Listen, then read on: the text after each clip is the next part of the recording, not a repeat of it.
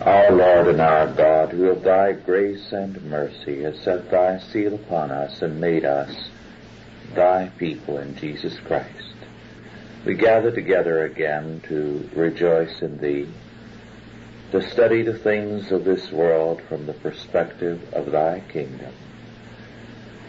Bless us, our Father, in thy service, and strengthen us that we may praise, magnify, and glorify thee in all things. In Jesus' name, amen. We saw last week, as we studied the life of Milton, the personal tragedy that the restoration of the monarchy meant to him.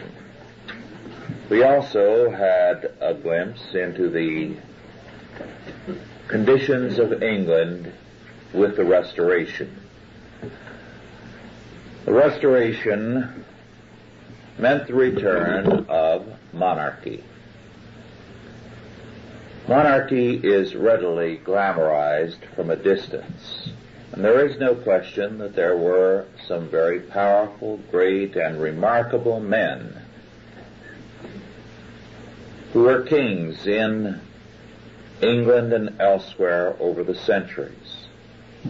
But the fact also remains that monarchy was very often a very sorry thing. And especially as European history progressed, because so much emphasis was placed upon royal blood, an excessive inbreeding developed, and the kings began to show some peculiar quirks. Earlier in English history, William the Conqueror was the son of a king by a servant girl and illegitimate. But he had been made king because it was clearly recognized he was a true son of his father, the ablest man in Normandy. And he was a very remarkable monarch and essentially a very just monarch who did much for both Normandy and England after he conquered it.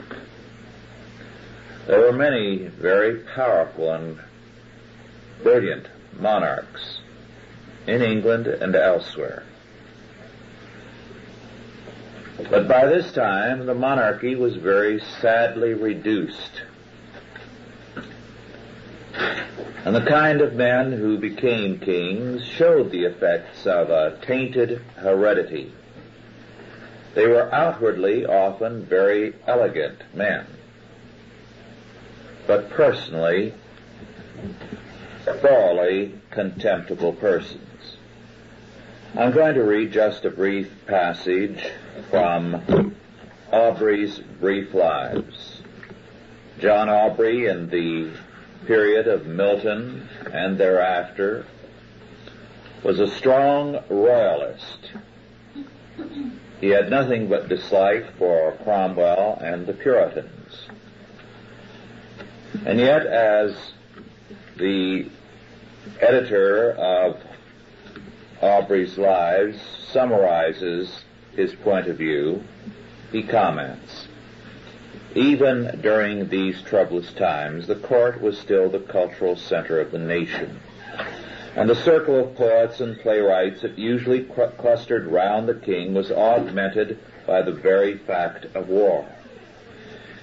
Many men were in the same case as John Cleveland, the Cambridge poet, who, being turned out of his fellowship for a malignant, came to Oxford, where the king's army was, and was much caressed by them. And it was while the king was in residence, this is Charles I, at Christ Church, that William Cartwright, the dramatist, was buried in the cathedral there at the early age of 32.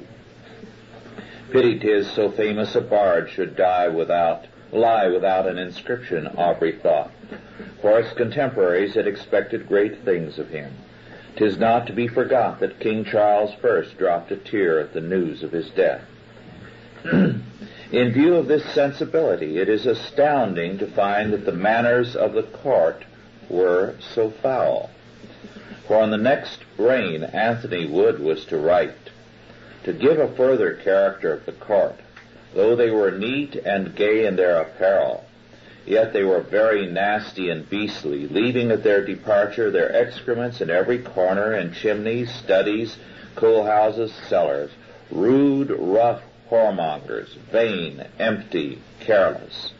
This is Charles I, who was beheaded.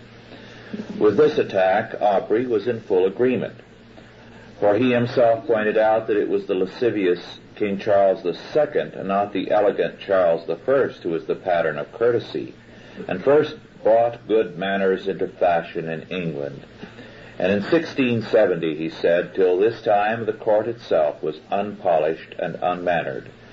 King James' court was so far from being civil to women that the ladies, nay, the Queen herself, could hardly pass by the King's apartment without receiving some affront.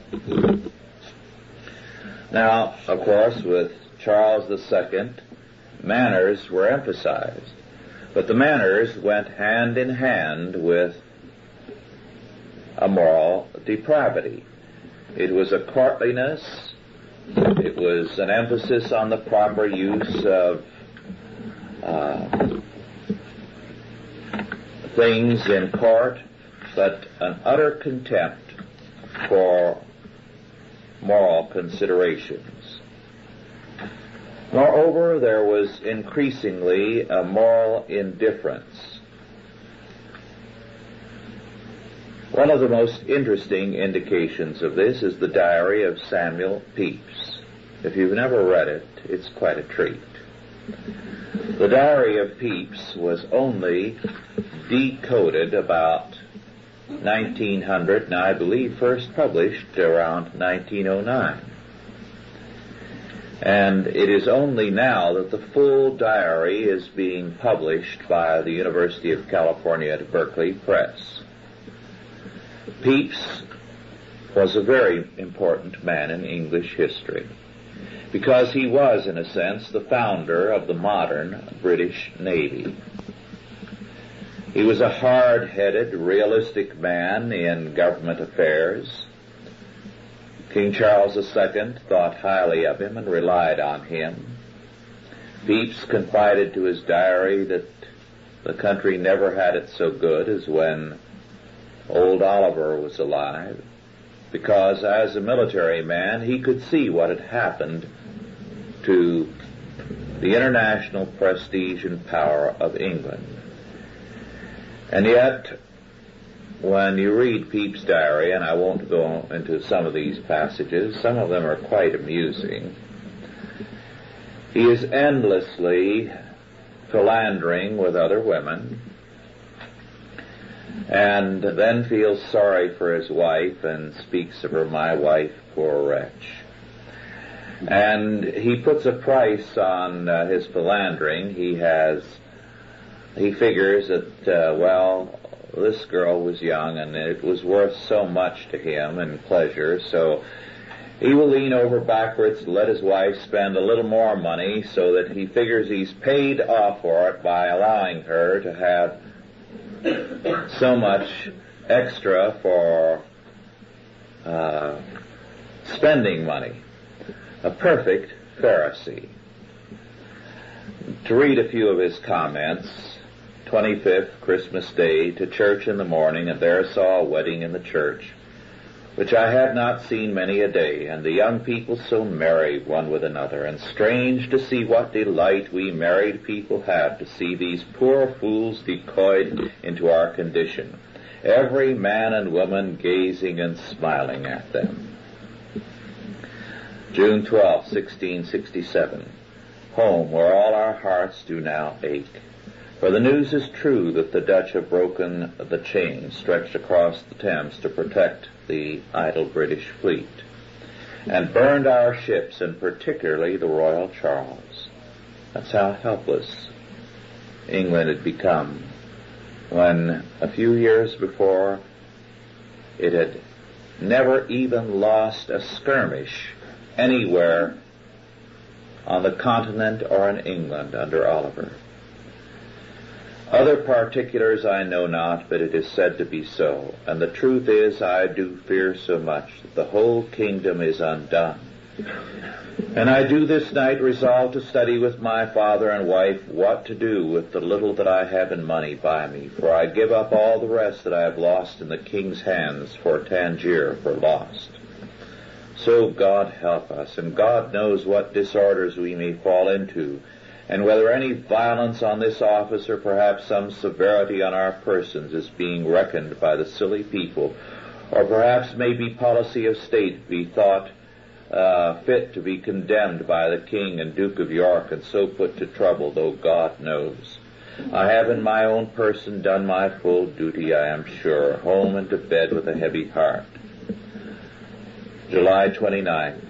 Cousin Roger and Creed to dinner with me and very merry. But among other things they told me of the strange, bold sermon of Dr. Cretan yesterday before the King, how he preached against the sins of the court and particularly against adultery, over and over instancing how for that single sin in David the whole nation was undone, and of our negligence in having our castles without ammunition and powder when the Dutch came upon us, and how we have no courage nowadays but let our ships be taken out of our harbor.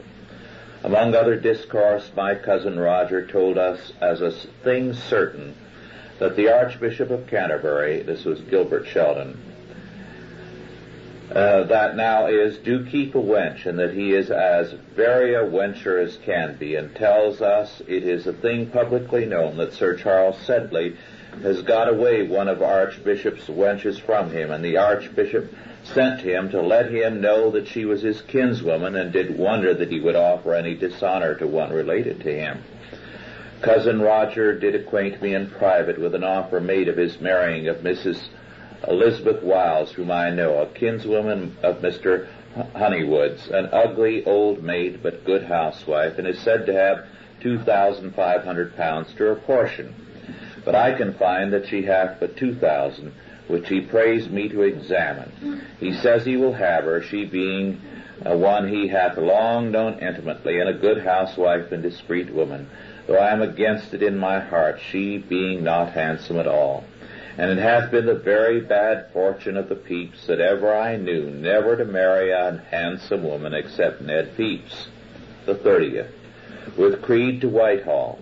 In our way meeting Mr. Cooling, my Lord Chamberlain's secretary, on horseback, who stopped to speak with us, and he proved very drunk and did talk and would have talked all night with us, I not being able to break loose from him, he holding me so by the hand. But Lord, to see his present humor, how he swears at every word and talks of the King and my Lady Castlemaine in the plainest words in the world.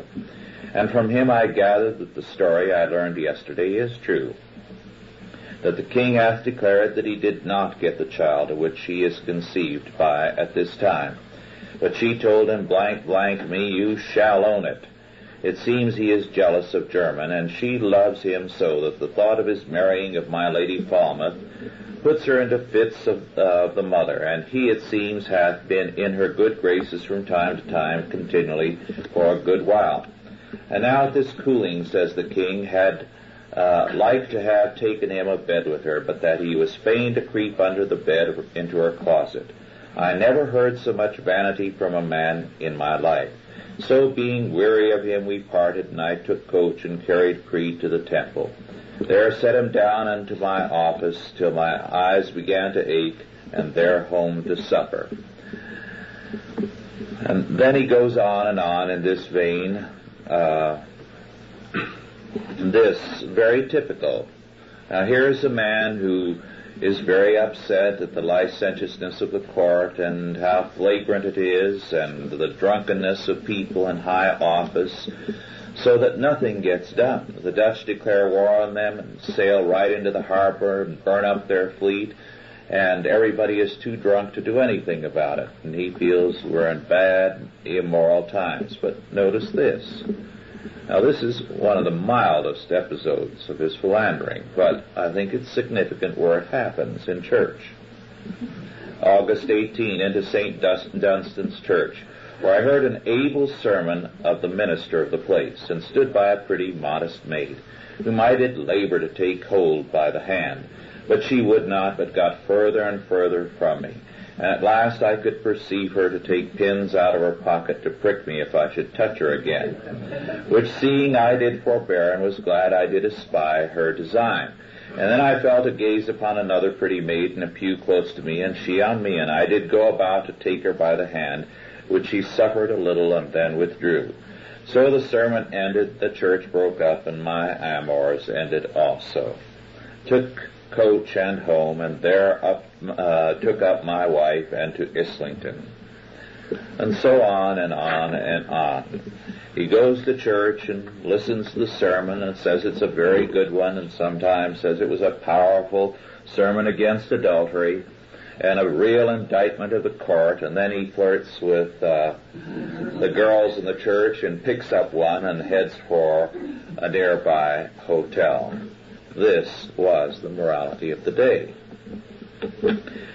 Now, from a historian of the period, to give you something more, because all of this ties in with Milton in Samson Agonistes, which we will come to very soon.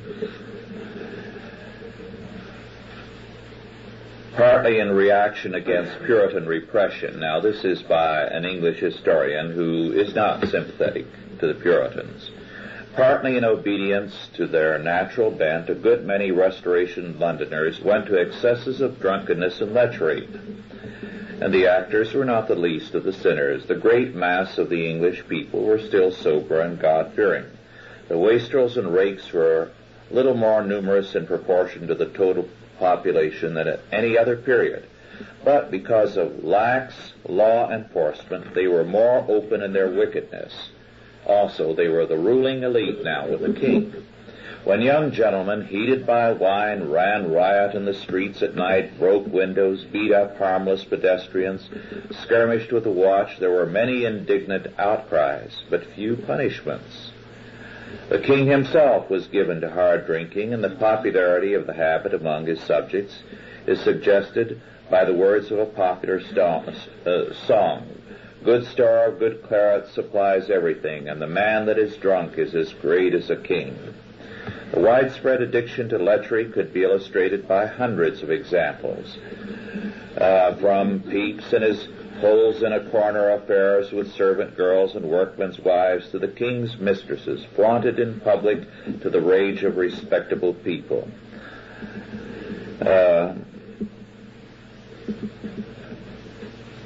Love and gaming were the two principal pastimes in the rambling galleries and chambers of Whitehall. This is the palace. Consequently, both diversions, but particularly love, were indulged in by the gentlemen of the town. Keeping became so much a matter of fashion that Francis North, Lord Guilford, a sober lawyer and courtier, was seriously urged to keep a whore because his failure to do so made him look ill looked upon at court. Now, it became so much the fashion that even if you were not interested, you kept a mistress, although you never had anything to do with her, and you were faithful to your wife because you wanted to keep up appearances, and you didn't want to be frowned on by the world at large, and you would be looked down upon by everyone of any consequence in the government. This kind of thing continued on upper levels off and on into the last century. And Samuel Butler, who wrote Erewhon, kept such a mistress with whom he never had anything to do, and he'd go once a week dutifully. He supported her full time and spent an hour chatting with her, although he didn't enjoy the conversation, just so the world at large would think he was a proper English gentleman. By the same token, many an amorous lady ventured her person and her reputation with a gallant, and the husband who resented his wife's lewd conduct was considered a fool and a spoil-sport. When the Earl of Chesterfield, fearing an intrigue between his wife and the Duke of York, who later was James II, dragged the reluctant lady off to his country estate, The young blades of the court, such cuckold makers as Lord Buckhurst, Sir Charles Sedley, the Earl of Rochester, and George Etheridge, diverted everybody with witty ballads at his extent. And so on and on and on. This was the character of the court. This was the character of those who were ruling England. Now, into this picture, let us fit in Samson Agonistes, because it was written by a man who was blind and who was deeply, deeply distressed by his blindness. A man who had been active as one of the high officials of government under Cromwell, and who therefore felt keenly what had happened to England. And so he wrote Samson Agonistes. Samson in his agony, in his blindness. Now, very obviously, Milton felt like Samson. He too was blind. He was helpless, chained as it were. He had been facing possibly execution not too long before when Charles II had returned. But also he knew that others were like him and were like Samson in that they were helpless. They had been great and important men a few years before under Cromwell, and now they were helpless and had the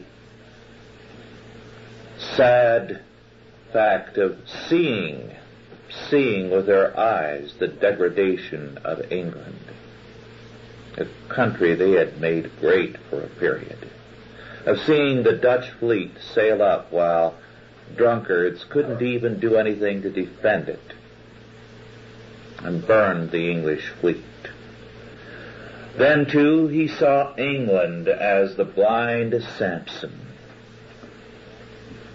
helpless, a prisoner in a Philistine prison. So, Milton saw the court, the rulers, as the Philistines, and the old godly element, and himself and others like him as Samson, eyeless in Gaza. But he begins Samson Agonistes by having Samson declare, "What have I to complain of but myself?" After all, it was England, it was the English people who had called Charles II back. And so as Samson begins his meditation at the very beginning, a little onward, lend thy guiding light to these dark steps, a little further on. For yonder bank hath choice of sun or shade. There I am wont to sit when any chance relieves me from my task of servile toil. Daily in the common prison else enjoined me. Were I a prisoner chained, scarce freely draw the air imprisoned also, close and damp, unwholesome draught. But here I feel amends, the breath of heaven fresh blowing, pure and sweet, with the day spring born. Here leave me to respire. And so Samson meditates on what has happened. England had been strong. But he says very quickly, but what is strength? Without a double share of wisdom, vast, unwieldy, burdensome, proudly secure, yet liable to fall by weakest subtleties, not made to rule, but to subserve where wisdom bears command. God, when he gave me strength to show withal how slight the gift was, hung it in my hair. Samson's gift was his hair, easily shorn, and his gift easily lost. And England's strength had been great, the greatest power for the first time in its history in all of Europe. But what is strength without a double share of wisdom? And England had thrown away its strength, and now had the indignity of being the joke of Europe. And had he but known how much more deeply he would have been hurt, that its very ruler was in the pay of the enemy. And then his grief at his blindness, beginning in line 66, O loss of sight! Of thee I most complain, blind among enemies, O worse than chains, dungeon, or beggary, or decrepit age. Light, the prime work of God, to me is extinct, and all her various objects of delight annulled, which might in part my grief have eased. Inferior to the vilest now, become of man or worm. The vilest here excel me, they creep yet see. I, dark in light, exposed to daily fraud, contempt, abuse, and wrong, within doors or without, still as a fool in power of others, never in my own. Scarce half I seem to live, dead more than half. O dark, dark, dark amid the blaze of noon, irrecoverably dark, total eclipse without all hope of day. O first created beam, and thou great word, let there be light, and light was over all. Why am I thus bereaved thy prime decree? The sun to me is dark and silent as the moon, when she deserts the night, hid in her vacant inner lunar cave. But since light so necessary is to life, and almost life itself, if it be true that light is in the soul, she all in every part, why was the sight to such a tender ball as the eye confined, so obvious and so easy to be quenched, and not as feeling through all parts diffused, that she might look at will through every pore? Then had I not been thus exiled from light, as in the land of darkness, yet in light, to live a life half dead, a living death, and buried. But oh, yet more miserable, myself my sepulchre, a moving grave, buried yet not exempt by privilege of death and burial, from worst of other evils, pains, and wrongs, but made hereby obnoxious more to all the miseries of life, life in captivity among inhuman foes. That's a very moving and sad account of the agony of blindness. Blindness to a man who had been a man of action and who could feel an intense grief over the condition of his country. But there was grief also over his fall, and over the fall of England. How counterfeit a coin they are who friends bear in their superscription. All those who had been friends earlier of the Commonwealth were now there dancing to the tune of a corrupt court. And so he goes on to say there is a love of bondage on the part of these people, a jealousy of God's servants. And in lines 268 following, but what more oft in nations grown corrupt and by their vices brought to servitude, than to love bondage more than liberty, bondage with ease than strenuous liberty, and to despise or envy or suspect whom God hath of his special favor raised as their deliverer, if he ought begin, how frequent to desert him, and at last to heap ingratitude on worthiest deeds. It galled Milton to see now men ready to tolerate anything the court did, who a few years ago were ready to criticize Cromwell and Milton, Fairfax, and other men if they sneezed. Nitpicking, straining every gnat with godly men, and now swallowing every camel with King Charles. And so he declares in lines 410 following, O indignity, O blot to honor and religion, servile mind rewarded well with servile punishment.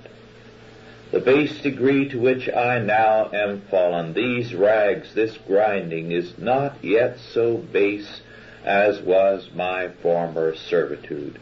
Ignoble, unmanly, ignominious, infamous, true slavery, and that blindness worse than this, that saw not how degenerately I served. Here Samson is commenting on his slavery to sin, to Delilah, and he says, this is worse than my blindness now. And he is saying thereby that the worst bondage is to sin, and the greatest bondage of England is its spiritual and moral bondage, the bondage to sin.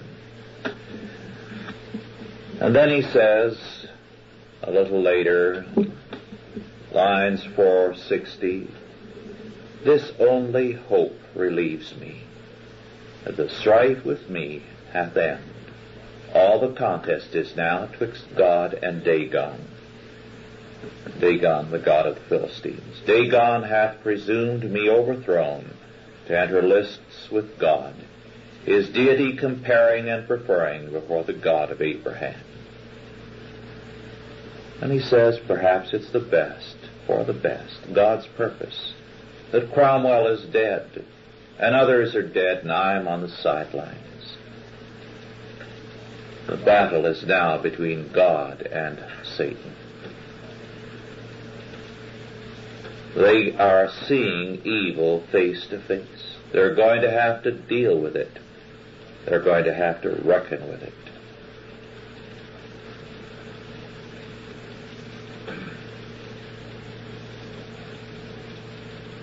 Now, as the poem goes on, and our time is limited tonight,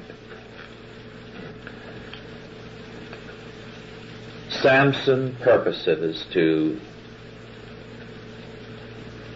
go along with the Philistines when they want him to go to their temple for their celebration. The story, of course, is familiar to all of you. How Samson wrapped his arms around the pillars of the temple and prayed to God that he might have his strength once again, and toppled them and killed the Philistine leadership, and himself, of course, with them. Now, of course, this incident is the heart of Samson Agonistes. The Huntington Library Journal, quarterly, has an article in the May 1971 issue on Samson Agonistes. The title is, No Power of God, but of God, Vengeance and Justice in Samson Agonistes. And what the author, Anthony Lowe, has to say is that Samson Agonistes is very much criticized by many, many critics because it is regarded as a rather bloodthirsty poem. a poem of vengeance, that Milton builds it up to the fact that Samson is going to do that which will destroy the Philistines. However, as the writer points out, what Milton here emphasizes is not personal vengeance. He makes it clear that God says, "Vengeance is mine, I will repay." That God works only through his appointed servants. Therefore, vengeance cannot be personal, but God's appointed men, officers of state, can take vengeance into their hands because they do it as officers of law.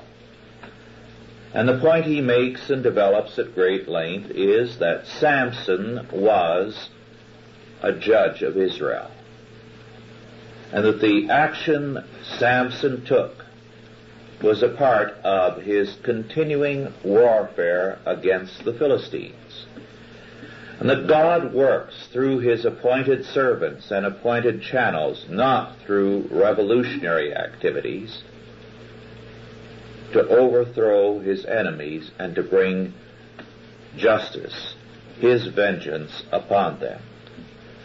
Now, I want to take just a few minutes to deal with this. This is a very important point. There will be a little bit about this in the April Chalcedon report. But this ties in with something that is very much a part of the current scene. One of the things that characterizes the last 100 years is the extent of political assassination that the modern world has seen. Take our country alone. We have had, in 100 years, within 100 years, from 1864 to about 1963, 4 presidents assassinated. In that time, we've also had many other political figures assassinated. A mayor of New York and many other public figures. In Europe, many prime ministers, at least one king several kings and tsars, many high officials of state assassinated. What is behind this? Never in history have there been in Western Europe, in the history of Christendom after the Roman era, as many assassinations as we've had in the last century. It is not likely that they're going to abate.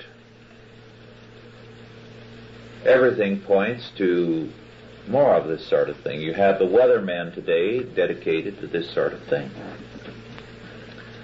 Well, it is the philosophy, to use their own term, of direct action.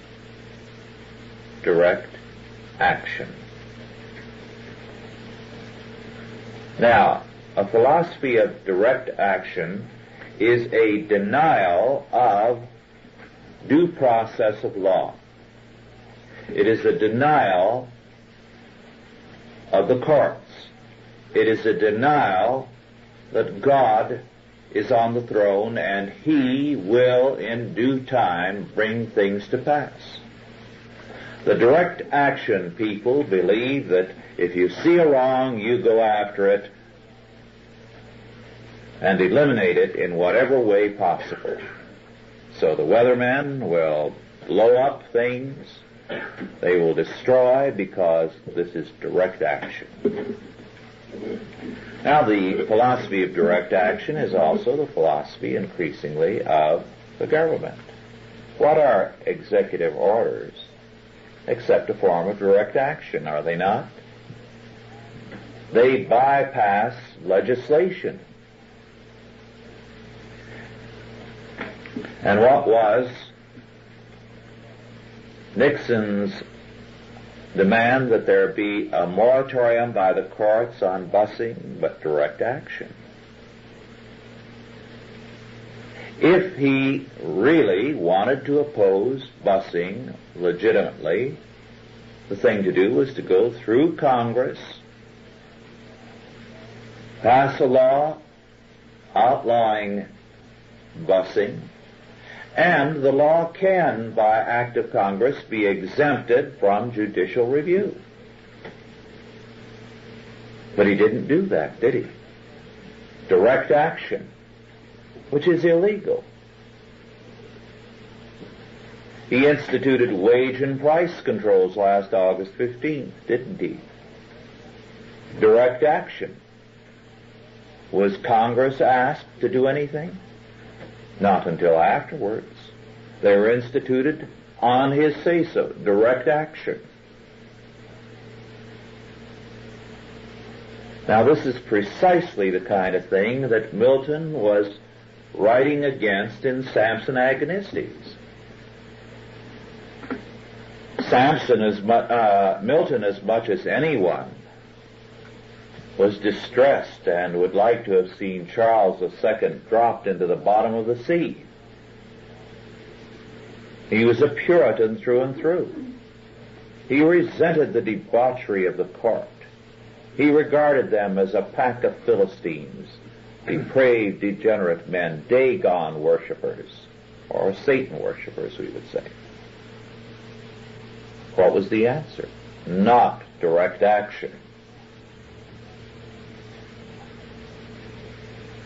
In a sense, what they were getting was the work of God. He began by saying, "Just are the ways of God." We didn't deserve what we had.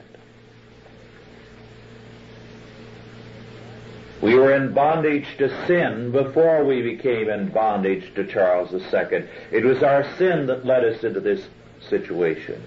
And it's only as magistrates become judges, rulers who will themselves raise the banner of law, that we have any right to do anything against Charles II. The vengeance of God, therefore, must be through appointed officers of law. God will in due time bring forth his judgment through his appointed men. And vengeance cannot be a personal thing. Now this is what he is saying. And this is the argument that he develops at great length in Samson Agonistes. And then he concludes, though he does not have that to point to in England, Samson did it to the Philistines. But here is Milton, not too far away from his last year. No one in sight, no prospect of anything like this happening in England. And what is his conclusion? The last lines of the chorus, lines 1745 following, the last lines of Samson Agonistes. All is best, though oft we doubt what the unsearchable dispose of highest wisdom brings about, and ever best found in the close.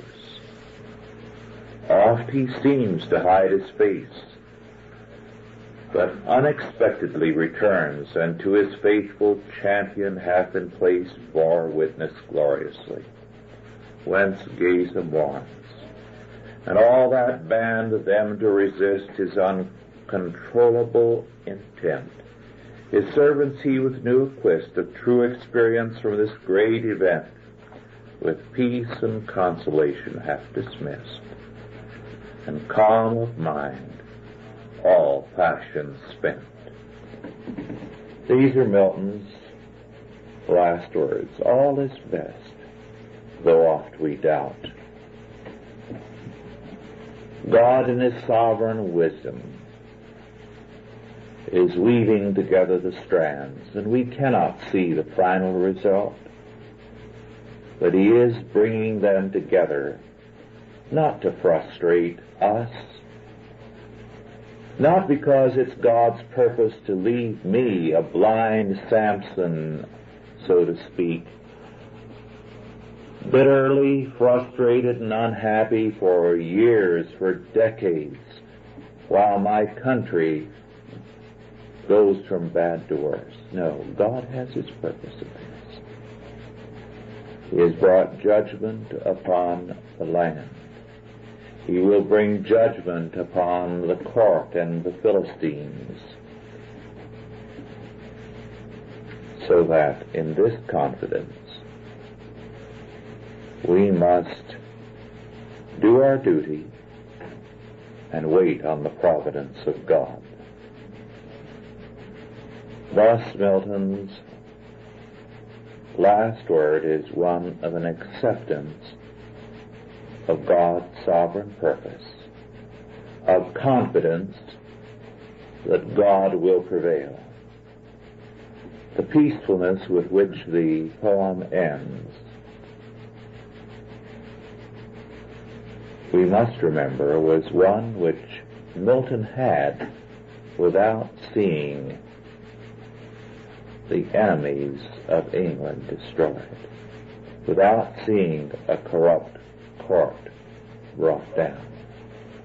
It was, therefore, a confidence that God does that which is best and makes all things work together for good to them that love him, to them who are the called according to his purpose.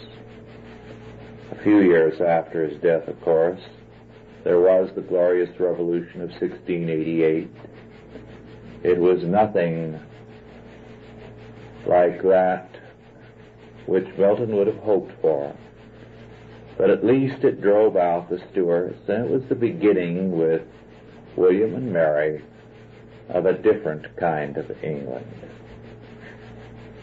And we too in our day, as we see evil apparently prospering, as the psalmist said, the wicked flourish as the green bay tree.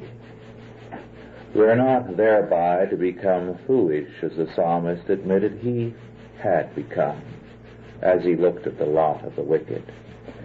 If the wicked prosper, it is that they be destroyed, the psalmist says. God has his purpose, and the end thereof is that all things be reconstituted in terms of his sovereign purpose.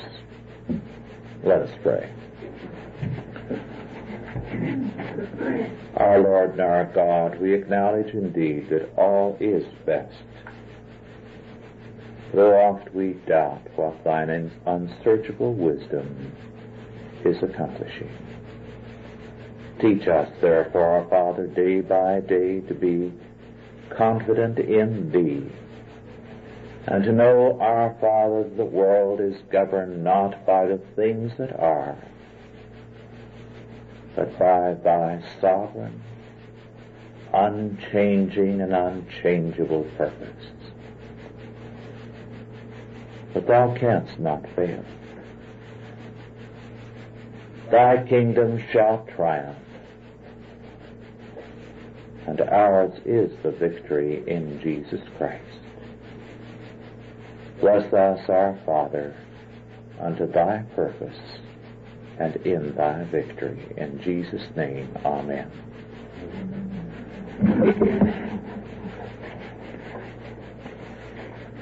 Are there any questions now? We have a little time for some questions, just a very brief time. Could you repeat what about Mr. Lee? Because yes, we're going to have an announcement of that in just a few minutes from Gloria Vizard. And I will add something about him personally at that time. No questions? Yes. This direct action mentality, just as one politician, Frank Hague, said some years ago, I am the law. So many people say, I am the law, and it's up to me to play God. It's tied in with abortion, with mercy killing, with a great many other things. People are going to play God over the lives of others. And their attitude is that the way to save the world is by killing, by death. As though eliminating some people is going to change the world. But murder has become the means of salvation. Well,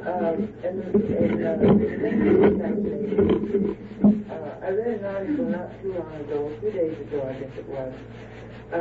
The history, the new history of the United States, the land of the free, in which it mentions that Lincoln was assassinated by an actor, didn't say who or what. Yes.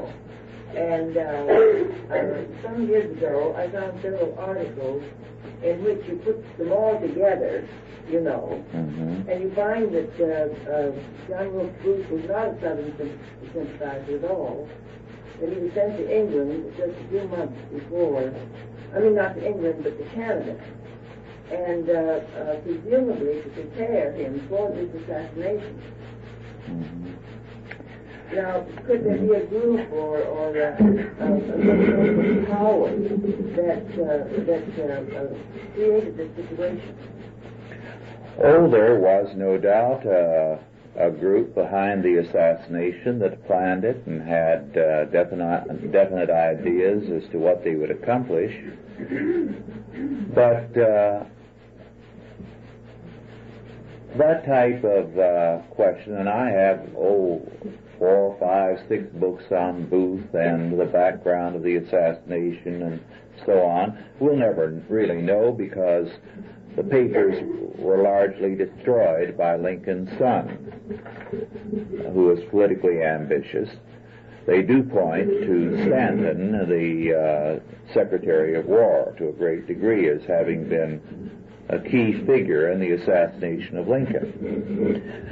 But I think that danger in this kind of thinking is very clearly apparent in the type of book that none dare call it conspiracy is. You do end up with a theory that the world is governed by evil men, you see. And really, these direct action boys who assassinate are impotent men. Their answer to problems is death. And death never solves any problems. They have nothing to offer but death. The communists who began in the last century in old Russia, feeling they were going to create a paradise on earth, and how? Well, they were assassinating tsars and prime ministers right and left. So when they took over the country, they started killing more. They killed tens of millions of Russians trying to bring in paradise by murder. Now these people are the epitome of stupidity and impotence. Their gospel is death. And you have to say people like that are stupid. Utterly stupid. So that instead of being a great, powerful, intelligent group, they're a stupid group. How are they triumphing? Well, I think Samson Agonistes gives us the reason.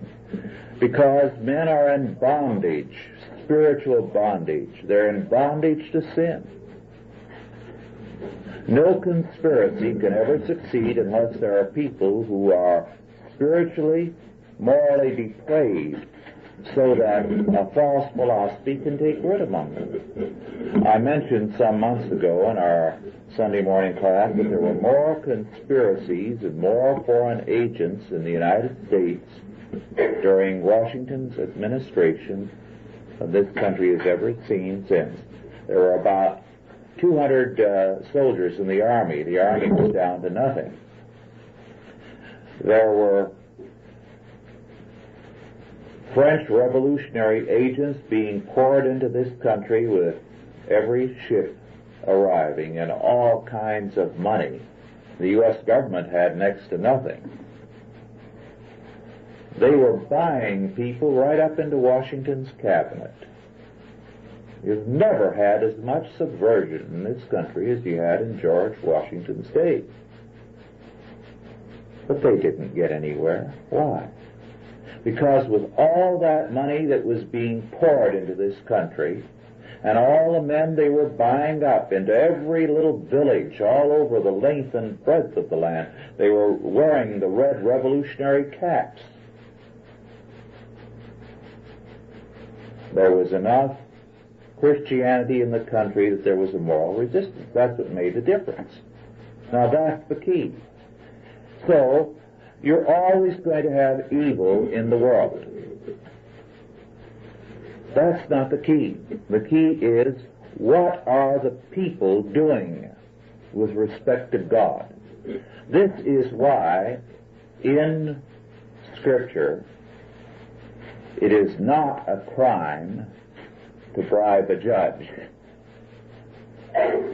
But it's a very serious crime for a judge or a government official to take a bribe. He can lose his life for it, according to God's law. What's the premise there? Well, the premise is this.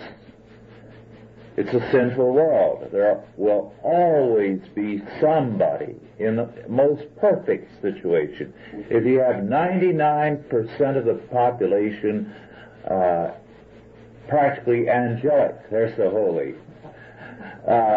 you're still going to have enough bribes offered from the 1% to every public official if they're ready to take it. So you assume the minute any man is a public official that there's always going to be an attempt to bribe him. Now that's the assumption the Bible makes. And it states plainly that there is no offense on the part of the person offering the bribe. It's a sinful world. The offense is that a man who holds public office is supposed to be godly. And if he takes it, he is betraying God. The man who offers it isn't betraying anybody. Maybe it's the only way he can get justice in some situations. I was very interested. Saturday night we had a St. Hope seminar at Santa Maria, a very, very telling one. And he got into a little personal reminiscences, which he did with difficulty because he said it was hard for him to speak on what he went through without emotion. But after the war, when he returned to Germany after 7 years, he found he had no family.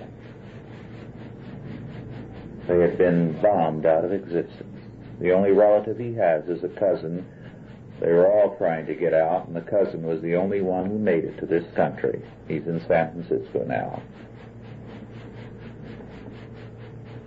He could find the graves of his father and mother. There was something of them to be buried. He tried to go and get food. There was rationing. Oh, you can't unless you have your work permit. When he went to get his work permit, they were going to assign him to early morning to late night work on the streets cleaning up rubble. But he said, I'm applying as a student. I want to get back to the university. Well, you can't have your food permit unless you've been accepted as a student or unless you are working. Well, he was one of 10,000 young men returning from the armed forces in Germany who had applied at that one university, Marburg. It was already filled up, and there were 10,000 applicants and 7 vacancies. He couldn't get a food stamp, so he went to work on the black market, and he got enough money very quickly, and he went and bribed the dean. And he was one of the 7 who got in. He said that was the only way he could get in. There was nothing wrong in what he did. It was the only way. What was wrong was what the dean did. That's biblical. So we have to say, as we face the situation today, the evil is on the part of us more than the conspirators. There are conspiracies all over the world, always have been, always will be. The first conspiracy was in the Garden of Eden, Satan against Adam and Eve. And the Bible tells us it was Adam's fault and Eve's fault. They couldn't blame the serpent. God didn't accept that. And today people are buying anything that's given to them and turning their back on the truth. This is the key issue. And it is not going to change until men change in their relationship to God. I submit that if tomorrow you were to get the names of every communist agent in this country and every person who's a leader of every conspiracy and publish them in the daily paper, in 2 days it would be old hat. People would forget about it and go on about their business. And if anything would happen, it would be that those people would be fawned on by everyone. And they'd put out a movie like them, like The Godfather, to glorify them, and everybody would be envious of them. Yes. Because of they've given the communists 20 years ago, the time of period of McCarthy, you couldn't have done that. And they did it.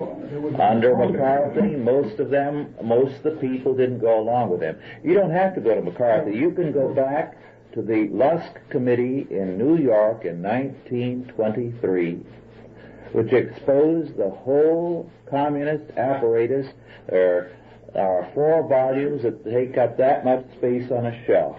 You learn more there about what the communists were going to do than anything that Congress has put out since. You have it all there spelled out in such detail that I submit that if you really want to know what the communists are doing today, the best place to go is to the Lusk Committee report. And yet that was published, circulated all over the country, and the attitude of people was, so what? That was given publicity at that time by almost every newspaper in the country. So the people don't want it. Spiritually, they are dead. They are spiritually anti-God in their outlook. They hate God. This is the outlook of the average American.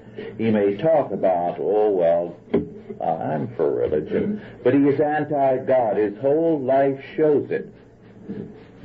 And I submit that nothing could be worse for us than if tomorrow communism were suddenly to disappear into the ground. Because then we would really decay morally. We wouldn't have any challenge. We would decay totally. And this is why Rome fell. Rome had defeated all her enemies. Rome could go on with its decadence and degeneracy century after century because it had defeated all the powers.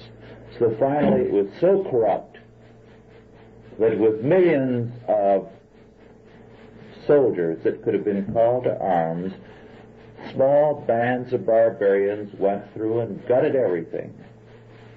And the one army that got into the field, they executed the general. The Romans did themselves. And nobody did anything about it. Well, our time is up now.